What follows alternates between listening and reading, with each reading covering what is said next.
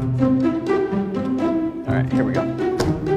If I want to turn this globe into a flat map, I'm gonna have to cut it open.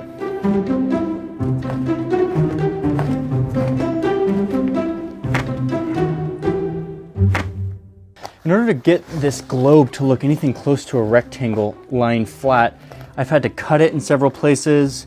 I've had to stretch it so that the countries are starting to look all wonky. And even still, it's almost impossible to get it to lay flat. And that right there is the eternal dilemma of map makers. The surface of a sphere cannot be represented as a plane without some form of distortion. That was mathematically proved by this guy a long time ago. Since around the 1500s, mathematicians have set about creating algorithms that would translate the globe into something flat. And to do this, they use a process called projection. Popular rectangular maps use a cylindrical projection. Imagine putting a theoretical cylinder over the globe and projecting each of the points of the sphere onto the cylinder surface. Unroll the cylinder and you have a flat rectangular map. But you could also project the globe onto other objects, and the math used by map makers to project the globe will affect the way the map looks once it's all flattened out. And here's the big problem. Every one of these projections comes with trade-offs in shape, distance, direction, and land area. Certain map projections can either be misleading or very helpful depending on what you're using them for. Here's an example. This map is called the Mercator Projection.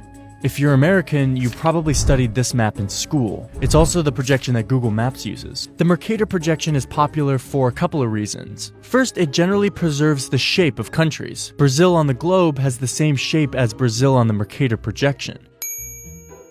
But the original purpose of the Mercator Projection was navigation.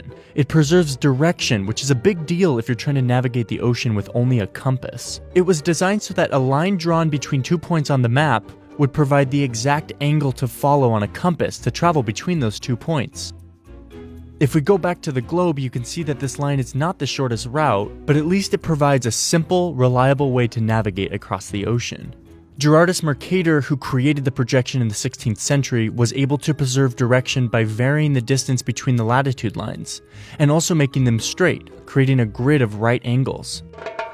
But that created some other problems. Where the Mercator fails is its representation of size. Look at the size of Africa as compared to Greenland. On the Mercator map, they look about the same size. But if you look at a globe for Greenland's true size, you'll see that it's way smaller than Africa. By a factor of 14, in fact. If we put a bunch of dots onto the globe that are all the same size, and then project that onto the Mercator map, we will end up with this. The circles retain their round shape, but are enlarged as they get closer to the poles. One modern critique of this is that the distortion perpetuates imperialist attitude of European domination over the southern hemisphere. The Mercator projection has fostered European imperialist attitudes for centuries and created an ethnic bias against the Third World. Really? So if you want to see a map that more accurately displays land area, you can use the Gall-Peters projection. This is called an equal area map. Look at Greenland and Africa now. The size comparison is accurate, much better than the Mercator. But it's obvious now that the country shapes are totally distorted. Here are those dots again so that we can see how the projection preserves area while totally distorting shape. Something happened in the late 60s that would change the whole purpose of mapping and the way that we think about projections. Satellites orbiting our planet started sending location and navigation data to little receiver units all around the world.